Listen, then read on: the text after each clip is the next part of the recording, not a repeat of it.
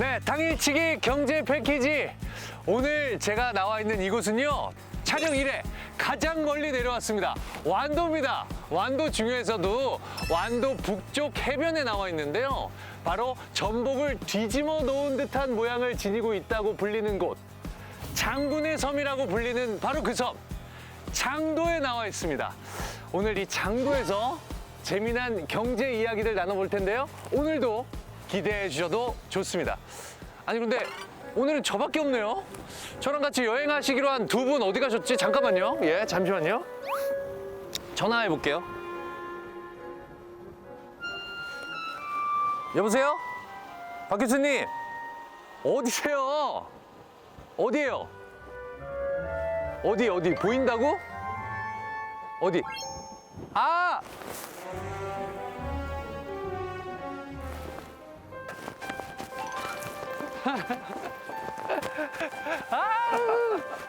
언제 또 저기 들어가셨대? 야. 아이고. 아, 여기 계셨어요? 네, 여기 친해지니. 반가워. 반가워. 아니, 여기서 뭐 하셨어요? 여기가 원래 해적들이나 적들이 오나 보는 막루거든요. 그러니까 여기에 있어야 어디쯤 오셨나 제일 잘 보여요. 잠깐만. 네. 내가 해적이야? 그건 아니에요. 너무 간절한 마음에 어디에 오시나 그거 보고 있었죠. 알겠습니다. 우리 지금 계속 막루에 있을 필요는 없잖아요. 그럼요. 저쪽 가서 경치도 보면서 네. 이야기 좀 나눠보죠. 알겠습니다. 가시죠. 당일치기 경제 패키지. 나의 영원한 짝꿍. 박 교수님. 예, 안녕하세요. 박정우 교수님 오늘도 나와주셨고요. 그리고 제 옆에는 네. 아주 또 특별한 손님이 와주셔서 소개를 안 드릴 수가 없습니다. 혹시 드라마 미생 기억하시나요? 오, 미생 너무 지끄먼데? 저도요. 네. 근데 그 미생이 일했던 그 회사가 어떤 회사인지 그 기억하십니까? 아, 뭐 무역하고 그런 회사. 맞습니다. 오늘 저희 주제가 무역과 관련이 있거든요. 그래서 바로 그 미생이 일했던 그 상사, 그 상사의 대표적인 상사맨 한 분을 모신 겁니다. 임시완 씨인가요, 그러면? 이건 돈이 모자랐고. 당일치기 경제 패키지의 임시완 씨라고 생각하겠습니다. 알겠습니다. 네네네. 아, 그러시군요. 본인 소개 좀 간략하게 부탁드립니다. 예. 그 종합상사에서 원자재 무역을 하고 있는 박재성입니다. 작년까지 해외 지사에 있다가 올해 이제 본사 들어와 팀장하고 있고요. 오늘 이렇게 좋은 기회 돼서 이렇게 이 자리에 왔는데 뭐 임시완은 아니지만 최선을 다하겠습니다. 마음 상하셨네. 마음 상하셨어. 또 왜 삐지 그러세요, 또. 예. 박 교수님, 이 멀리 저를 또 이렇게 데려온 이유가 있으시죠? 그럼요. 제가 중국 가서도 깜짝 놀라고 일본 가서도 깜짝 놀라게 만들었던 우리 선조 한 분이 계십니다. 누구죠? 바로 장보고입니다. 아, 그렇지. 완도하면 장보건데. 그렇죠. 그런데 완도에서만 놀랄 게 아니라 일본과 중국에서도 제가 깜짝 놀랐다니까요. 자, 우리 이순신의 뭐 어떤 사원 이런 거 중국이나 일본에 있을까요? 일본은 특히 없겠죠. 일본은 특히 없지. 없겠네. 자, 그런데 장보고의 사원은 중국에도 있고요, 일본에도 있어요. 그래요? 예. 원조 한류네? 원조 한류입니다. 그렇네. 원조 한류네요. 바로 이 동북아시아의 무역을 활성화시켜서 이쪽 지역의 경제적인 번영을 이뤘던 그 장보고. 어떻게 보면 통일신라 시대의 상사면이라고 할 수도 있겠죠. 그러네요. 바로 그런 이유 때문에 여기로 왔고요. 그런 이유 때문에 모신 겁니다. 장보고의 숨결이 살아 숨쉬고 있는 이 완도에서 그가 꿈꿨던, 그리고 그가 이루었던 무역에 관한 이야기들, 경제에 관한 이야기들 지금부터 나눠보도록 하겠습니다. 저 뭐 학창 시절에 장보고에 대해서 안 배워본 사람 없을 겁니다. 네. 근데 장보고는 과연 어떤 인물인지 좀 소개를 좀 해주세요. 네. 좀 설명을 드리면요. 네네네. 원래 장보고는 신라 시대 하면 우리가 신분제사회잖아요. 맞아요. 골품제. 네네네. 근데 골품 어디에도 안 들어가는 평민 출신이었어요. 어머, 근데 어떻게 장군을 해요? 예. 그래서 그 신분제사회에서 평민은 많은 어떤 기회가 없었거든요. 네. 그냥 어부의 아들로 태어났었거든요. 그러다 그래요? 보니까 본인이 내가 기회를 얻을 수 있는 방법은 역시 당나라로 가야겠다 해서 어린 나이에 당나라로 가버립니다. 와, 네. 유학. 네, 당나라는 당시 조금 더 개방적이어서 네. 뭐 외국인 유학생들이 과거 시험을 볼 수 있는 빈공과도 있었고 그래서 나름대로 뭔가 할 수 있는 기회가 있었거든요. 그래서 거기 당나라를 갔는데 마침 그때 당나라가 또 시국이 뒤숭숭해서 난이 일어나가지고 당나라를 위협하는 일이 생겼거든요. 그때 장보고가 그 난에서 공을 세워요. 그래서 이제 무관으로서 인정을 받게 되는 거죠. 야, 근데 똑똑한데 싸움도 잘한 거네. 그렇죠. 그래가지고 어떻게 보면 당나라에서 먼저 인정을 받은 거예요. 그렇구나. 자, 그런데 당나라에는 그 당시에 신라인들이 많이 거주했던 우리 미국에 가면 LA에 뭐 있습니까? 한인타운. 한인타운. 그럼 당나라에는 뭐가 있을까요? 신라타운. 신라타운. 그게 바로 신라방입니다. 아, 신라방. 네, 그 신라방에 네네네. 이제 그 신라인들을 약간 관리해주는 네네. 또 관리들이 사는 신라소라는 게 있는데 거기 신라소에 어떤 관직을 받게 돼요. 당나라에서 인정을 받아서. 대단하다. 그래서 거기서 인정을 받아서 다시 어떻게 보면 금이환영해서 돌아왔던 데가 여기 완도입니다. 야, 그 뭐 세상의 편견과 네. 차별. 맞아요. 그냥 자기 힘으로 그냥 뚫어버린 사람들. 실력으로 해결하신 거죠. 네. 그러고 와서 신라에서도 많은 공들을 세우잖아요. 맞습니다. 해적을 무찔렀다든가. 예. 제가 이런 건 알거든요. 네. 왜냐면 저희들도 배우잖아요. 네. 사실 이제 당나라에 가서 어떻게 보면 약간 그 당시에는 선질 문물을 본 거잖아요. 그러고 났더니 우리 신라와 당나라가 무역을 하는데 좀 더 원활함을 기하면 우리 신라가 크게 발전할 것 같은데 생각을 하신 거예요. 그런데 그 당시 무역이 어떻게 됐었느냐 두 가지 이유 때문에 무역이 힘들었는데요. 네네. 하나는 항로인데 이 사실 서해만 하더라도 서해 한복판으로 가면 파도가 막 너무 실렁실렁 그 당시 배가 크지가 않잖아요. 그러니 이 서해에서 직선으로 그냥 중국으로 가는 건 아무도 못하는 거야. 무서워서. 아, 그렇구나. 그럼 그때만 중국까지 해도. 어떻게 갔을 것 같아요? 연해를 쫓아서 네. 그러니까 연근해를 따라서 위로 올라가는 거예요.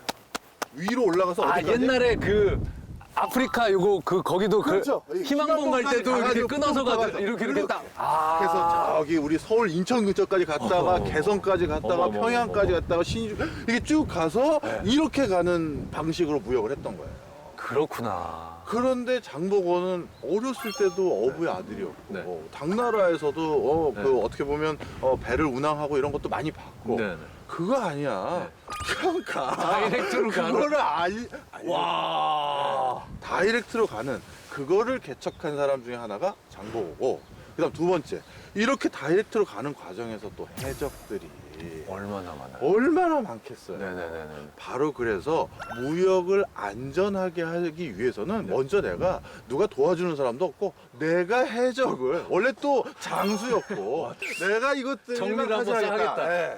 그래서 장보고가 무역왕 또는 해신이라고도 부르고 제독이라고도 하죠. 근데 교수님이 보시기에 네. 이분은 장수입니까? 아니면 비즈니스맨입니까? 정치가입니까? 이야기를 듣다 보니까 다 어우러져 있는 인물이에요. 너무나도 독특하게. 네. 근데 아주 재밌는 게요. 중국의 역사서인 송나라 때 만들어진 네네네. 역사서에도 장보고가 언급돼 있고 그다음에 일본에 아주 유명한 고승이 있는데 그 고승을 기르기 위한 연련사라는 그 사찰이 있는데 그 사찰에서 그 고승도 네. 언급해놓은 자기 일기가 있는데 그 일기가 뭐냐면 당나라 때 유학 갔었을 때 그 상황을 일기를 쓴 거예요. 거기서도 장보고에 대한 고마움을 표시하는데 그 내용들을 보면 장보고를 그럼 장군이라고 표시했었을까 정치가라고 했을까 상인이라고 했을까 그런 게 아니라 다 의인이라고 표현해요. 중국의 역사서도 일본에 있어서도 왜? 다 정말 신의를 지키고 의리를 지키고 베푸는 사람이다 이렇게 표현합니다. 이거는 너무 가상인물 같아. 아니, 저도- 싸움도 잘하지, 똑똑하지, 돈도 잘 벌지. 네, 거기다가 성격도 좋아. 성격도 좋아. 아무래도 금해를 거쳐서 가면 돌아가지 않습니까? 그러면 이제 시간이 들고 비용이 발생하고. 근데 이제 저는 아까 의인이라는 표현은 사실은 이제 저는 아무래도 비즈니스를 하니까 네. 이걸 어떻게 들리냐면 저기랑 여기랑 무역을 하게 해줘서 안전하게 네. 리스크를 줄이고 부가가치를 얘네도 만들어주고 우리도 만들어줘서 정말 의인이다. 전 이렇게 들리거든요. 정말 비즈니스맨으로 해석하시네요. 나도 돈 벌어주고 얘도 돈 벌어주니까 그 사람이 의인이야.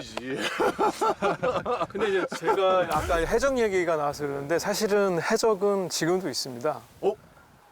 맞다. 소말리아에서 뭐 잡히고. 맞아. 맞다, 얘기 맞네. 들었어요. 이제 소말리아 부근에 이제 아덴만 쪽에 해적들이 있으니까 납포 사건이 많이 발생을 하곤 했죠. 지금 거기를 어떻게 하냐면 이제 호위함이 그 일정한 그 스케줄에 따라서 예, 이동을 하고요. 그러면 상선들이 근처에 대기하고 있다가 그 호위함 일정에 맞춰서 움직이는 거죠. 예. 그럼 저희가 처음에 이제 그 비즈니스 하기 전에 견적을 내잖아요. 그럼 견적을 내면 그 지역은 호위함 일정에 맞춰야 되니까 그에 따라 시간 차이가 발생하고 그 다음에 보험료가 올라가고 그 다음에 이제 혹시나 모르니까는 무장 경비를 태워요. 예, 그러니까 암드 가드라고 부르는데 그러면 그 경비 그 비용도 들잖아요. 일단 이 거리를 단축했다는 효과가 있으면서도 그리고 이 리스크가 일단 해칭이 되잖아요. 다른 해외에도 이런 청해진처럼 네. 무역을 주로 했던 그래서 융성했던 도시나 지역 이런 것들이 있을까요? 그러니까 예전으로 생각해 보면은 베네치아 같은 데 있지 않습니까? 아, 베네치아. 예, 어쩔 수 없이 당시에는 우선적으로 돈이 모이고 물류가 교환되는 곳은 그렇게 해상에 인접할 수밖에 없는 것 같아요. 그래서 저는 사실 완도를 느꼈을 때는 베네치아가 먼저 떠올랐던 것 같아요. 그 요즘은 그러면 비행기도 뜨는데 네. 아직도 해외와 교역을 할 때 배를 많이 이용해요? 아, 그럼요. 그러니까 퍼센테이지로 따지면 어때요? 만약에 물동량만 놓고 보면 거의 한 98, 9%가 그렇게 봐야 되고요. 아니 98%, 98, 9%가 네. 배로 한다고요? 배로 이동이 되는 거죠. 비행기 그렇게 안 써? 그러니까 우리가 이제 사람은 비행기를 타니까 네. 비행기가 더 인식을 할지 모르지만 실제로 이 비행기로 발생하는 물류 코스트랑 네. 그다음에 이 선박을 이용한 물류 코스트는 전혀 다른 부분이죠.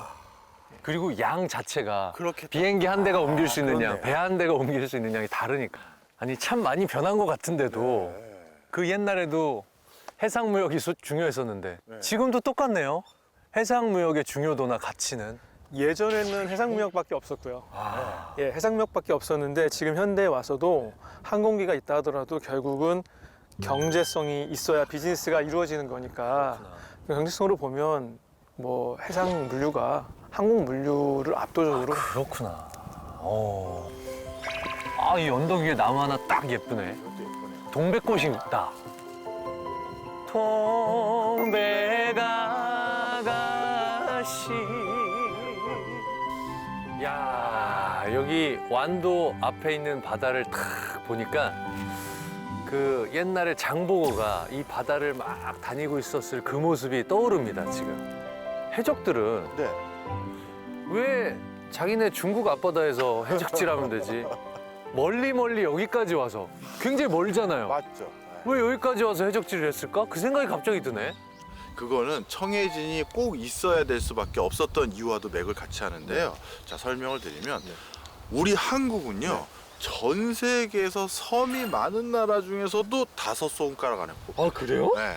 3,300개, 3,400개 정도 됩니다. 와, 자, 그래서 세계 4위예요. 그러니까 뭐가 문제가 있느냐? 바로 해적들이 그 많은 섬 중에서 하나를 자기네 진지로 그렇죠. 기지로. 그거예요. 그렇게 이용됐구나. 그렇죠. 지금 보면 아시겠지만 섬들 굉장히 많아요. 조그마한 섬들까지. 그러니까 도대체 얘네 진지가 어디야? 이렇게 되는 거거든. 그렇구나. 그러니 장보고는 자 당나라에서 신라의 수도는 저기 경주잖아요. 그렇죠. 저기까지 아니라 그 해적들은 여기 딱 그 입구를 막는 거거든요. 요 근처에 이 저 해적의 진지를 다 없애기 위해서 여기 전체를 청해진을 만들어요. 아, 그렇구나. 네. 그런 이유가 있었군요. 섬이 많았던 게 또 불리한 조건이었네, 그 시대에는. 지금은 이렇게 아름다운데. 그렇죠. 우리가 네. 이제 청해진의 현장, 외부 현장은 봤잖아요. 그렇죠. 근데 이제 우리가 무역업이 번성하기 위해서는 뭔가 네트워크도 구축해야 그렇죠. 되고 그 밖에 여러 가지 완비돼야 될 요소들이 많습니다. 네. 그런 세부적인 내용을 딱 살펴보기 좋은 곳이 여기 있어요. 어디? 바로 멀지 않은 곳에 장보고 기념관이 있습니다.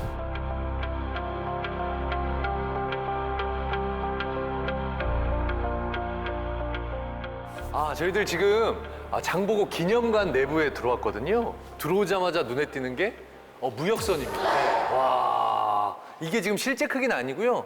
4분의 1로 축소해 놓은 건데요. 위용과 자태가 아주 뭐 대단합니다. 왜냐하면 이 돛 같은 거 높이 보면 이게 지금 4분의 1 높이란 말이에요. 그럼 4배나 더 높다는 얘기예요. 그럼 이 크기가 얼마나 됐을지 짐작이 잘 안 갈 정도로 굉장히 큽니다. 이걸 이용해서 무역을 했었던 거죠? 그렇죠. 이 배도 좀 특이한 점이 있나요? 그럼요. 장보고 이전에는 우리가 연안해를 거쳐가면서 맞아, 이렇게 맞아, 무역을 맞아. 했잖아요. 맞아. 그러다 보니까 큰 너울이나 파도를 견딜 필요가 없었어요. 그런데 직접 그럼 못 갔던 이유가 조금만 이제 그 무태서 떨어진 멀리 가버리면 파도가 너무 크다 보니까 심수가 되거나 아예 난파되는 경우가 많았죠. 그런데 이 배는 이렇게 원거리 항해가 적합하도록 그 전의 배와는 전혀 모양이 달라요. 어떻게 해요? 자, 첫 번째로 설명드리면 네네네. 지금은 어떻게 보면 당연하다고 당연하고, 생각하실 수 있는 건데 배 밑이 어떻게 생겼습니까? 이렇게 네네. 우리 유선형 모양. 아, 그렇죠. 그런데 예전에는 원래 배 밑이 평평했어요. 아, 그래요? 네, 평평하다 보니까 너울이 심하게 치면 뒤집어지는 거죠. 근데 이거는 이렇게 유선형이다 보니까 배가 이쪽에 너울이 치면 이렇게 쏠렸다가 다시 쏠리고 이렇게 해서 원거리 항해가 가능했던 첫 번째 이유가 있고요. 그다음 가장 중요한 게 이 전시를 할 때 여기 구멍을 왜 파놨겠습니까? 그렇죠. 이거 한번 보란 얘기지. 정말 중요한 네네네네네. 거예요. 이게 수밀 격벽이라는 방식인데 무슨 얘기냐면 여기 네. 지금 판자력이 네, 막아져 있어요. 칸칸이. 이게 어떻게 되냐면 이 배를 다 열어보면 이 칸칸이 다 다 막혀. 막혀 있구나. 무슨 일이냐? 네. 자, 설명을 드릴게요. 네. 갑자기 원거리 항해를 하다가 이쪽에 이 판자가 벌어져서 침수가 됐어요. 물이 새. 그러면 원래는 여기 다 가라앉아야 되는데 벽이 있으니까 포켓이 되니까. 그렇죠. 한 칸만 물에 차고. 여기만 물에 차는 거죠.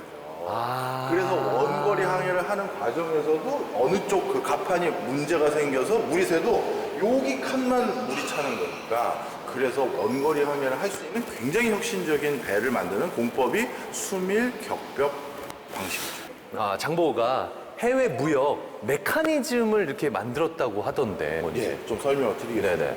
쉽게 말씀드리면 여기 신라 귀족들이 당나라 물건 어느 것 좀 수입해다 주세요 부탁을 했어요. 네. 그 당시 신라에서는 뭔가 당나라 물건 좀 착용했다 아니면 사용했다 그러면 이런 거죠. 당물 좀 먹었는데 이런 거예요. 자, 그래서 물건을 수입하러 갔어요. 네네. 가서 갖다 줬어. 그러면 왔다 갔다 하는 사이에 한 번은 빈배가 되겠죠. 그렇죠. 이거는 사실 어떻게 보면 사업을 절반밖에 그렇죠. 못하는 거예요. 그렇죠. 그럼 그걸 꽉 채우기 위해서는 갑자기 이번에 배 뜰 때 어느 물건이 필요하다는 사람들을 잘 찾아서 그 사람들에게 알았어요. 여기 뭐 칸 남았으니까 그거 사다가 갖다 줄게. 이런 것들이 필요하니 어떻게 보면 물류업을 제대로 하려면 네트워크망이 많이 필요한 거죠. 그러기 위한 가장 중요한 아고라, 네트워크에 구축할 수 있는 그 근원지가 법화원이라는 사원입니다. 네. 여기서도 마침 설명이 되게 잘 돼 있는데요. 선단을 태워주거나 네. 그 다음에 선단에게 숙소를 제공해 주기도 했다는 거죠. 하필 왜 절에서 그 기능을 했을까? 네네. 당시에는 원거리 무역이라는 게 사실 생명을 담보하고 그리고 하는 비즈니스이기 때문에 가능하면 내가 무사 귀환을 기도해야 되잖아요. 바로 그런 역할이 있고 그리고 무사 기원을 기도해야 되는 거는 꼭 장보고 선단만 해야 되는 것이 아니라 다른 선단도 있겠죠. 그러면 빈배로 안 채워가려면 다른 선단 사람들도 자연스럽게 만나려면 바로 절이라는 적합한 공간이 최고였던 거죠. 뭔가 좀 효율적이었던 사람이었던 것 맞아요. 같아요. 제가 생각하는 상사의 정의는 정보 비대칭성과 네트워크 우위성으로 가치를 창출하기 때문에 그거를 위해서는 글로벌하게 다양한 지역에 진출을 해야 돼요. 그러니까 정보 비대칭성은 뭘 말하는 걸까요? 우리는 알고 있는데 저쪽은 모르거나 우리가 알고 있는 퀄리티가 더 높아서 저쪽보다 더 나은 부가가치를 창출할 수 있는 거죠.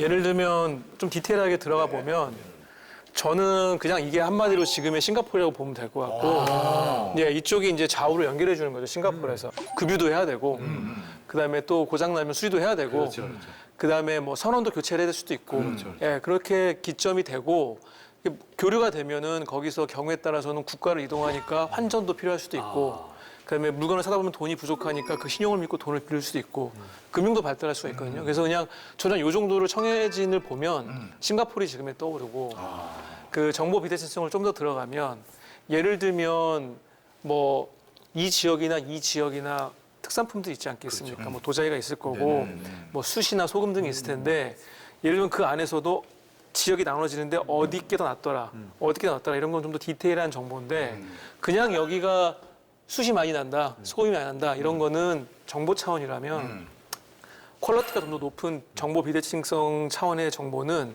근데 요 지역보다 몇 킬로 더 가면 여기가 있는데 여기가 더 경쟁력이 있고 뭐 예를 들면 요즘에는 정부의 비호도 받는다. 뭐 이런 정보들을 빨리빨리 캐치를 하면 뭐 결혼을 정부 관료랑 했다. 뭐 이렇게 예를 들면 그런 게 생기면 얼른 또 다른 거래처를 늘리거나 또 다른 뭐 부가가치를 창출할 수가 있는 거죠.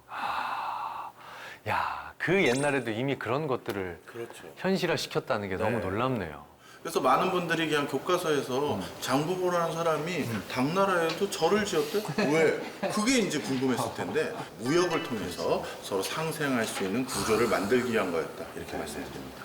자, 이 지도를 자세히 보면 신라가 당하고 일본하고 일을 한 건 맞아요. 맞아요. 근데 당나라가 또 어디랑 연결이 쭉 오, 돼 잠깐만. 있냐면 베트남도 있고. 베트남 더 계속 이어지고 저기 어디야? 있죠. 어머머머. 그래서 야, 이쪽 계속. 인도일까요? 와. 그 더해서 중동까지 와. 이렇게 연결이 돼 있는 거예요. 전 세계가 하나의 네트워크였네요. 맞습니다. 연결고리였어요. 네.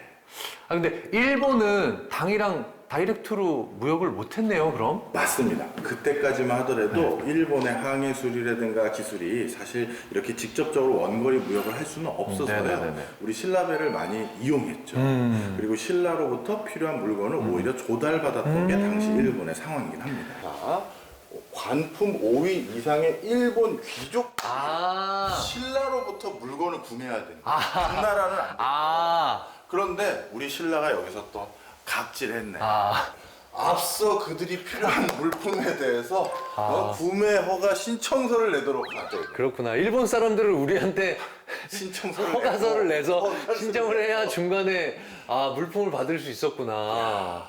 저렇게 하면 네. 정보가 정리가 되잖아요. 네. 그러면 일단 통제가 되잖아요. 그러면서 이거는 우리가 만들어서 해도 될 것 같은데 라든가 아니면 이거는 저 위쪽 지방에 갖고 될 것 같은데 이런 것들에 대해서 아이디어를 실행해 볼 수 있는 모든 데이터가 되는 거죠. 데이터가 되는구나. 얘네들은 요 물건을 좋아하구나. 요 물건은 우리가 진짜 직접 만들어서 팔면 대량으로 팔 수 있겠는데. 적어도 수요가 있다는 걸 알 수가 있잖아요. 그렇죠. 신청한다는 자체는. 아마 이건 딱 봐도 지금 거래하는 모습인 것 같죠? 이 거래하는 두 명의 어떤 상인들 상인들끼리? 뭐야, 저 칼 들고? 호위무사. 문제 생기면 바로. 문제 생긴. 이분하고 문제가 아니라 아까 해적이나 이 당시 원거리 무역할 때는 지금처럼 그렇죠. 누가 이렇게 보호해줄 수 있는 공권력이 없잖아요. 그렇구나. 호위무사를 쓰고서 호위무사에 돈을 주면 그게 일종의 지금으로 치면 보험료 같은 거예요. 그렇네. 그러네. 보험이네, 보험이네. 네.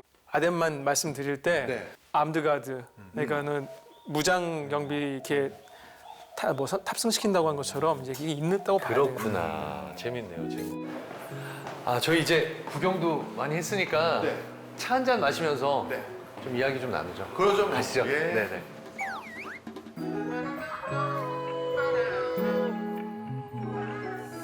아니, 저희가 오늘 완도 구석구석을 다니면서 이런저런 이야기도 해보고 장보고의 발자취, 숨결들 느껴봤어요, 정말. 근데 장보고가 끝이 안 좋았잖아요. 그렇죠. 어떻게... 워낙 청해진이 급성장하다 보니까 병사만 10,000명이 넘게 됐고요. 그러다 보니 신라의 왕위 쟁탈 전에 본의 아니게 입김을 발휘하게 됐어요. 그 뒤부터는 장보고는 단순히 이 동북아시아 지역의 상권의 중심지인 상인 이런 입장이 아니라 뭔가 자칫 잘못하면 왕권에 국권에도 영향을 미치는 이런 우려를 받게 됐고 결국 그래서 부하 직원의 암살로 돌아가시는 거죠. 너무 안타깝습니다. 너무 안타까워요. 장보고의 인생 어떻게 한마디로 표현하시고 싶으세요?